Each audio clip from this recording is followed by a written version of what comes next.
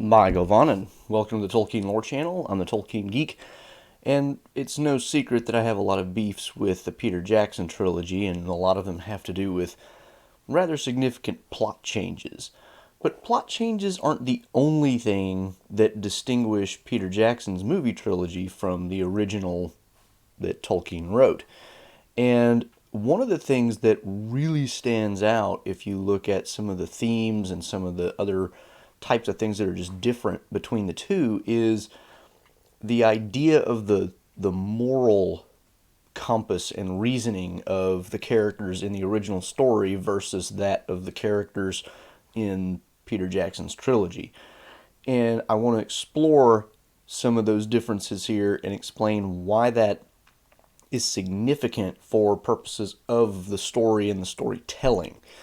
Before I get to that, though, I did want to make sure to mention that I do have a Discord server now. You can find a link to that in the description below to join and talk with other fans of the channel about all things related to Tolkien. So if you want to continue conversations about all kinds of stuff that I don't necessarily talk about in videos, do join there and have some fun with the other people in the Discord already. Some of the other YouTubers that do Tolkien stuff are also members of the Discord as well, so you might get a chance to chat with some of them about some stuff. That said, let's get to the topic at hand. Now, to start out, there's some minor changes and then there's more significant changes to this aspect of the story. Some of the more minor changes involve things like, say, the Council of Elrond. I've talked before about how the Council of Elrond in the book goes through a rather painstaking discussion about what to do with the ring. There's this long conversation of the history of the ring, what it is, what it does, and then they finally get around to, well, what do we do with it? We still have to decide what we have to do with the thing. And they talk about a number of different options. One of them is, well, we could try to take it to the west. Elrond knocks that down, says the Valar wouldn't take it. Some of them say, well, let's just throw it into the sea, and then Sauron can never get it.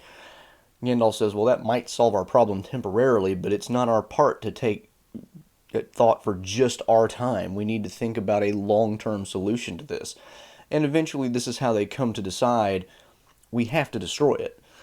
In the movie, this gets short shrift because it kind of just gets skipped. All of this discussion is skipped, and Elrond comes out very early and says, you have but one choice. The ring must be destroyed. And there's no discussion about it. There's no alternatives discussed or even suggested.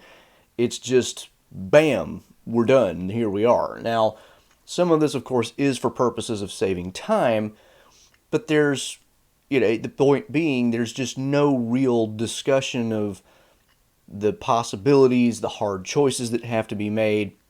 It's just the choice. Here's the choice that you have, and we have to do it, even if it's hard, which is a form of moral thinking. It's like, there's something that needs to be done, and it's hard and dangerous and may not work, but we still have to try. But it's a lot less nuanced and complicated than it is in the book. There are many other examples that are kind of similar to this. I've done a video previously on the issues in the book where we come across a conflict between law and morality, and usually these have to do there's three major instances with people entering into realms where technically they're not legally allowed to be. Those would be Lothlorien, Rohan, and Minas Tirith. I mean, not Minas Tirith, Gondor, because when Sam and Frodo enter Ithilien, they're technically trespassing on Gondor's land and are not supposed to be doing that. Faramir has to resolve that. Éomer has to resolve what to do with Aragorn, Legolas, and Gimli, and Haldir and his fellow elves have to resolve what to do with the company to figure out what to do with them. And some of these are harder than others. I'll link to the video where I went over these in the description below. And some of them are less direct conflicts of law and morality than others. For example, in Lothlorien, the main sticking point is the fact that, well, you've got a dwarf with you, and we don't really let dwarves in. And they have to do the whole blindfold thing. Well, are we going to blindfold everybody or just the dwarf? So there's some minor things there, and there's some discussion, and Aragorn threads a needle by by proposing that, well, instead of just blindfolding Gimli, which is kind of unfair to him, we're going to just blindfold all of us and make it all equal. And that doesn't make Legolas happy because he's a kinsman, and, that really makes him pretty upset. But nevertheless, Aragorn is using that as a way to kind of accommodate the various interests at play until they actually get word from Galadriel and Celeborn that basically tells Haldir, hey, they're all welcome, they're fine, and then they take all the blindfolds off. The Faramir and Eomer episodes are a little more complicated because there's just kind of a direct law that you don't come in here if you're a stranger, period. And in that circumstance, both Faramir and Eomer have to decide what do I do in this situation where morally there really seems no reason to, either take these people prisoner and take them to the ruler. And in fact, there's good reasons to let them do what they're doing, but the law says otherwise, and they have to wrestle with this. Another episode that I talked about in that video was Baragond having to decide what to do when Pippin tells him, hey, Denethor's gone crazy and he's about to kill Faramir. This one is the most direct conflict between law and morality, because it really comes down to the law in place being Baragond's own oath to serve the steward as the steward of Gondor, and the moral requirement that he not just let Denethor murder Faramir.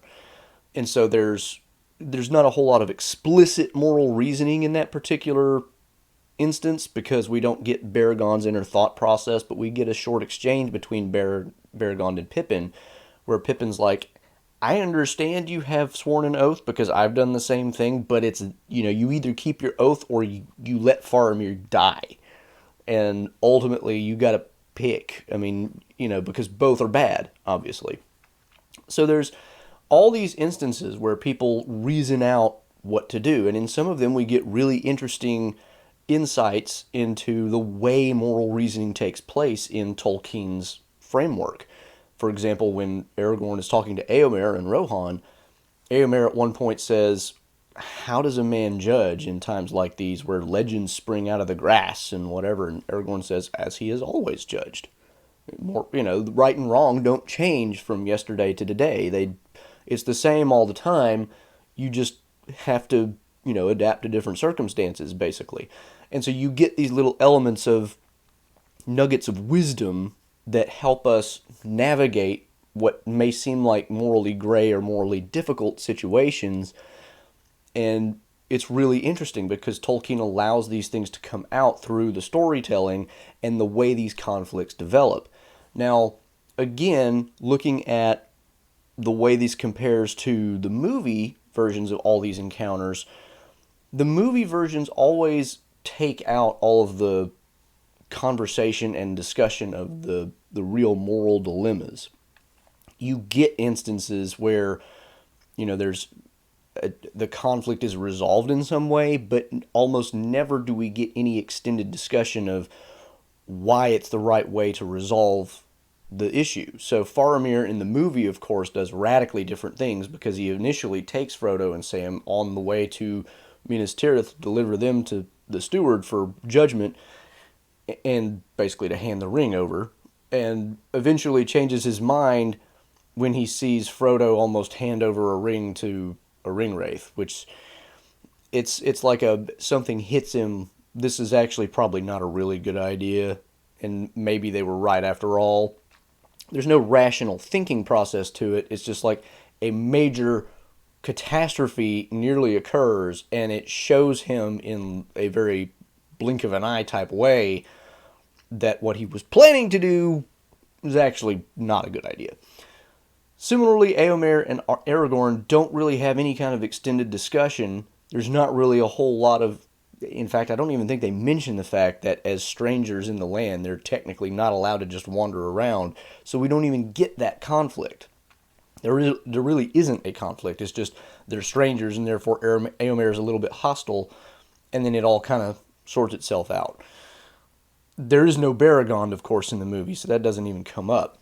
Another really interesting example of this, though, that I didn't discuss in a prior video is the Ents and their march on Isengard. We don't see much of the Ents' reasoning because the Ent moot is held mostly out of sight, where Merry and Pippin are off with one of the other Ents, and they're not really party to most of the discussions, which is all in Entish anyway, and therefore they wouldn't understand it.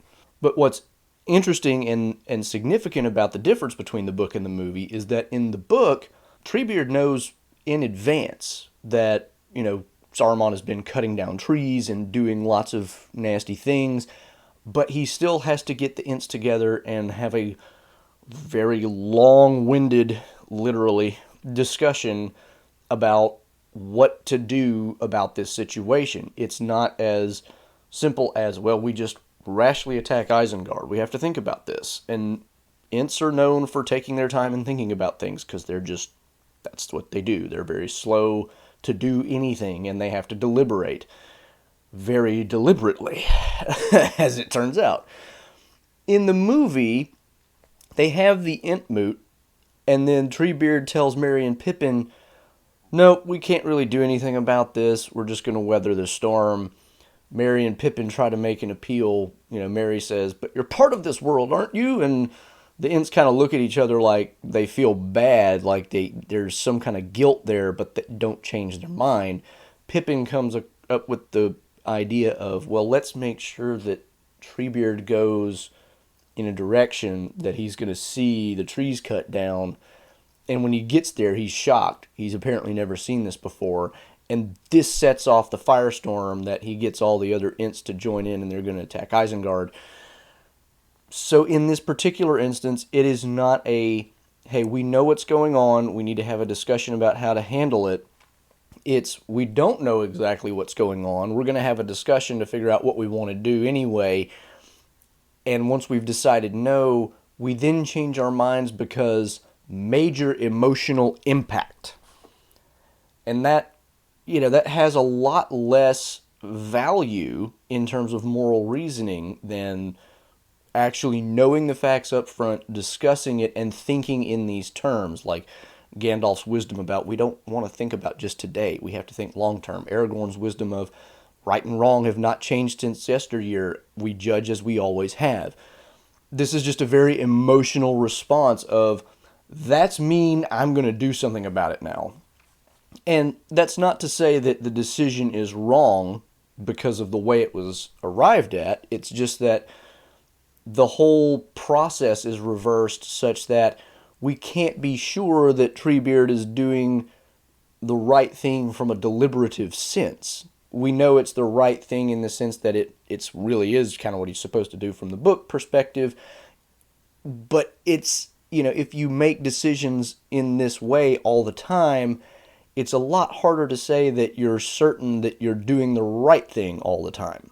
But the real capstone to all this is one scene near the very end of the book, and that is the confrontation with the mouth of Sauron, where very different things go down in the book versus the movie trilogy. And this goes back to that emotional response thing in a really, really big way, because in this particular scene, there's really not a lot of moral reasoning going on, but the themes that we have seen play out in the book and the movie carry through this scene in a very significant way. In the book, of course, what we have is they meet in front of the Black Gate with the mouth of Sauron, who, kind of opens by being insulting and saying, y'all have got this little pitiful band of warriors that doesn't even really amount to an army.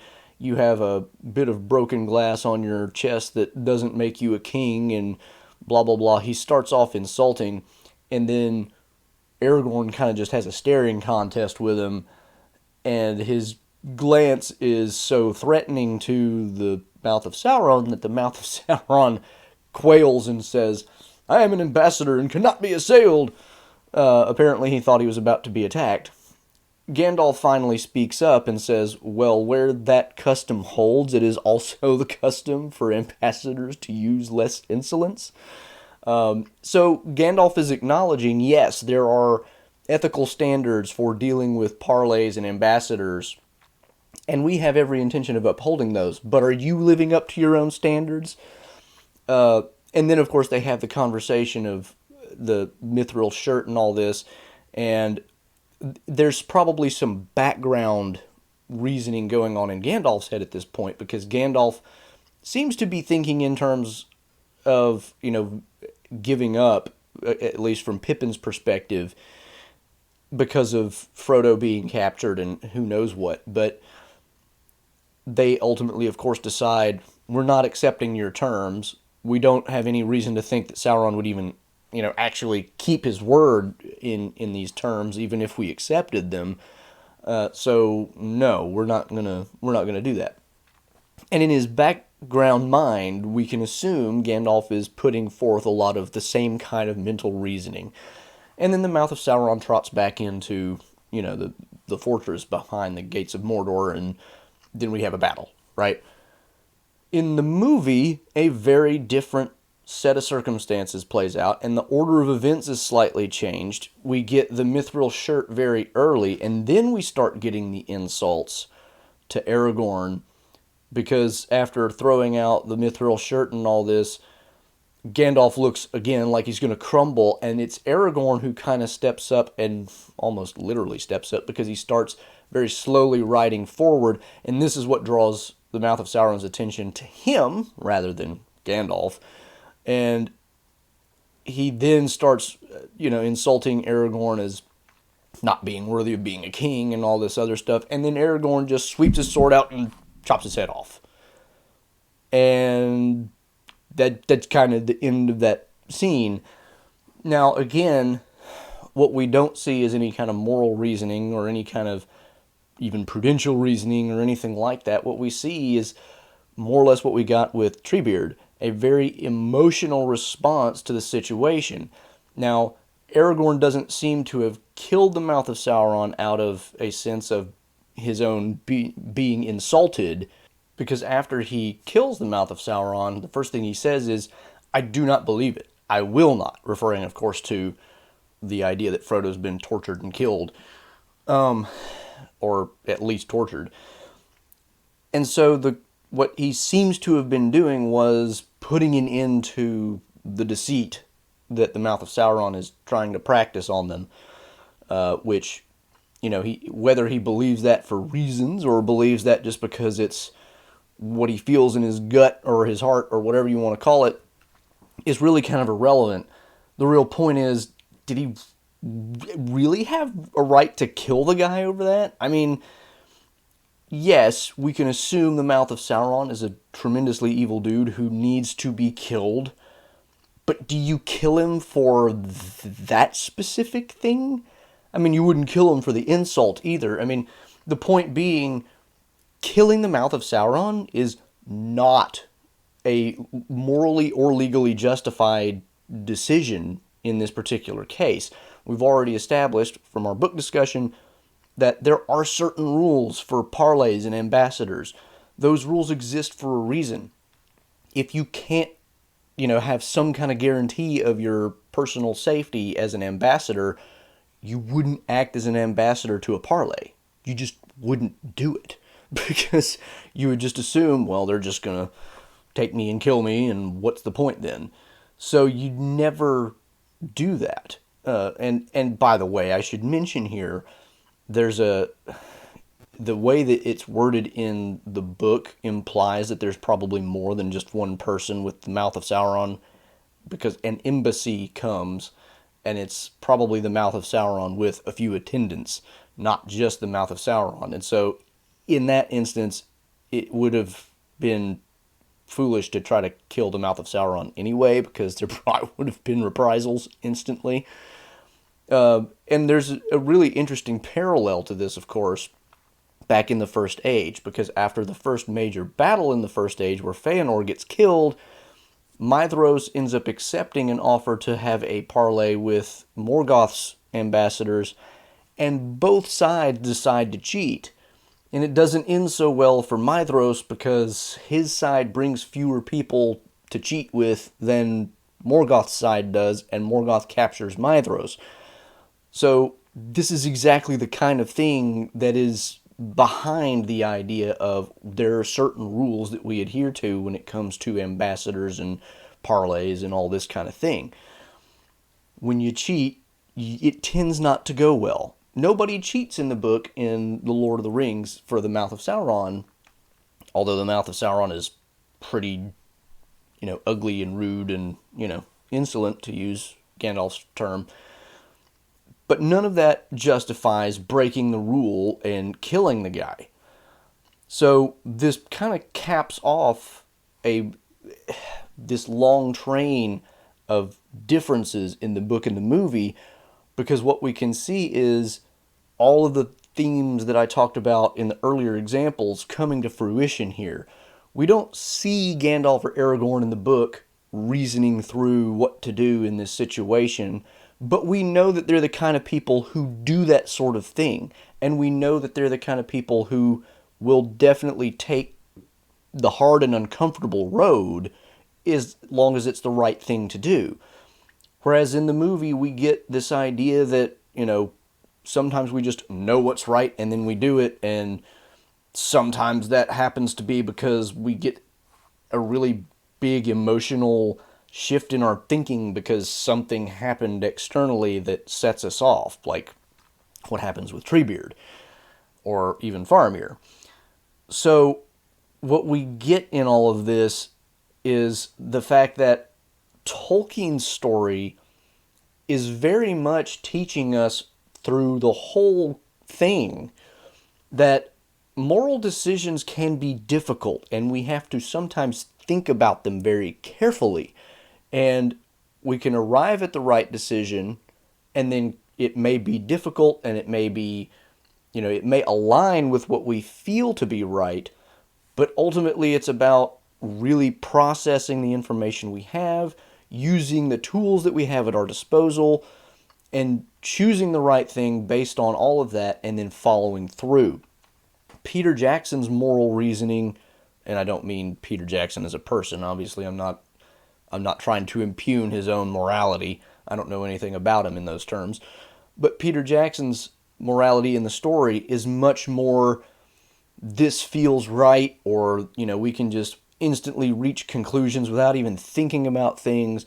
And occasionally, if the emotions are right, we can just, go off half-cocked and just act without really thinking, and it's okay.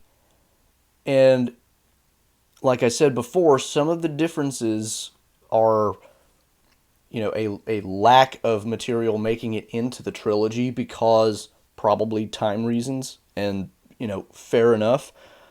But when you start to see the things add up and then culminate in this final scene, one has to wonder if it's less about just saving time for more things in the movie and more about either a lack of understanding or a fundamental disagreement about how moral reasoning and moral decision making ought to take place. And, the way this scene plays out in the movie is definitely an instance in which I would say Peter Jackson, I think, really missed the mark and did something where he upended one of the more valuable things about the original story, which is not a major plot point, which is not anything to do with really changing the fundamental nature of any of the characters, except arguably Aragorn, because Aragorn is the one that goes off and kills the guy with no real justification. Nevertheless, this whole theme of morality and how to make decisions in moral terms has rather significant implications. Tolkien is very careful to develop this idea throughout the story because we can see early versions of it in Gandalf's discussion with Frodo about the ring and, the Shadow of the Past chapter, and then we see it in all these multiple episodes following where we have discussions back and forths and, really wrestling with hard ideas. And then we get to this final scene where certainly the Mouth of Sauron comes out and is, he's the kind of guy that obviously needs to die. The narrator more or less tells us this, that he's extremely evil, more evil than any orc, or more cruel than any orc, I forget exactly how it's worded. And So he certainly needs to die. But as Gandalf tells us way back, it's not, it is not necessarily your place to judge and kill somebody just because we can say, I dare say he does deserve to die. Gandalf says this about Gollum. And Gandalf, of course, doesn't know for certain that Gollum deserves death. He says, I dare say he does. Is that enough, really, to kill somebody? I don't know that I would want that on my soul, and Tolkien wouldn't want it on his. Peter Jackson seems a little less concerned about that. So, this is why this difference is so significant, because the overall arc of the trajectory of this points in two radically different directions in the book versus the movie. And I think the book points in by far the better direction. But the movie is much more emblematic of let's just say, our modern age in which, we don't tend to philosophize about these things. And that's not to say that the average person philosophized a great deal about their moral decisions on a day-to-day basis in history, but you had people who thought a lot more about how to do morality and moral reasoning than we really probably do in the current day and age. And I think that's a great loss to our culture and civilization. So, anyway, this is my thoughts on how this idea of moral reasoning plays out in the book versus the movie. Hope you enjoyed it. Please give it a thumbs up and share it around for others who might enjoy it. If you want to catch more of my content, you can subscribe on YouTube, Rumble, Odyssey, or even find me on podcatchers. Click the bell icon on YouTube to make sure you don't miss any of my content. And you can also follow me on Twitter at JRRTLore. Don't forget about that Discord server you can join, and you can support me over at Patreon. Until the next time, I'm the Tolkien Geek signing out for the Tolkien Lore channel. Namarie. Thanks to all my Patreon patrons, especially Ringbearer Ego Voice and elf friends P.A. Brew News, Deanna Kaufman, Tracy Meehan, and Nathan Dufour.